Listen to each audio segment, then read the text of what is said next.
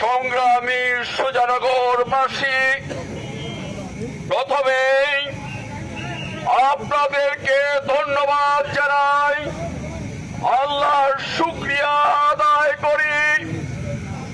আমরা লক্ষ্যমানে পৌঁছানোর জন্য প্রথম যে পদক্ষেপ ছিল, দাঁড়িপাল্লা প্রতীকের প্রার্থী হিসেবে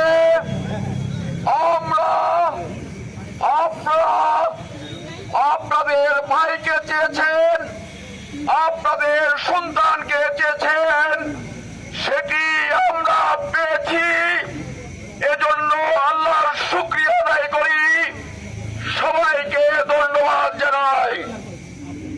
সংগ্রামী এলাকাবাসী, সংগ্রামী সুজানগরবাসী, সংগ্রামী বেড়াবাসী, আমি বক্তব্য দিব না, আমি শুধু বলবো আমার দলের নেতা এবং কর্মীরা চাঁদাবাজি করবে না, চাঁদাবাজি করতে দিবে না।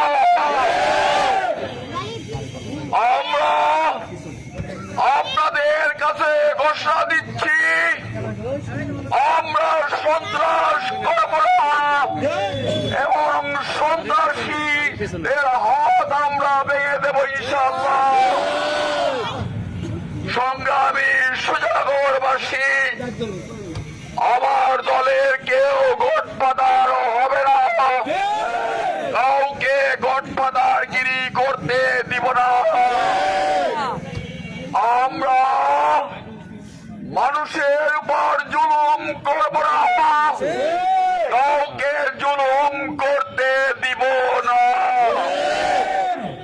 আমি আপনাদের সামনে একটি কথা শুধু বলতে চাই, আজকে সুজানগরবাসী আমার দিকে তাকিয়ে আপনারা অন্তর থেকে বলেন, আল্লাহকে সাক্ষী রেখে বলেন, আমি হিসাবউদ্দিন সুজানগর উপজেলা, পাবনা জেলা, সারা বাংলাদেশের কোথাও আমি চাঁদাবাজি করেছি কিনা, আমার কর্মীরা, আমার নেতারা সন্ত্রাস করেছে কিনা, সেটি আপনাদের কাছে আমি জিজ্ঞেস করতে চাই।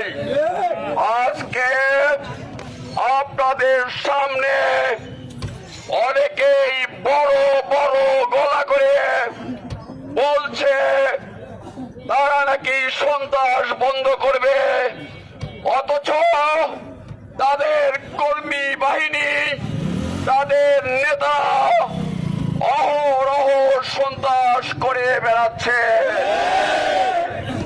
চাঁদা না তুললে যাদের পেটের ভাত হজম হয় না, তারা নাকি চাঁদাবাজি বন্ধ করবে।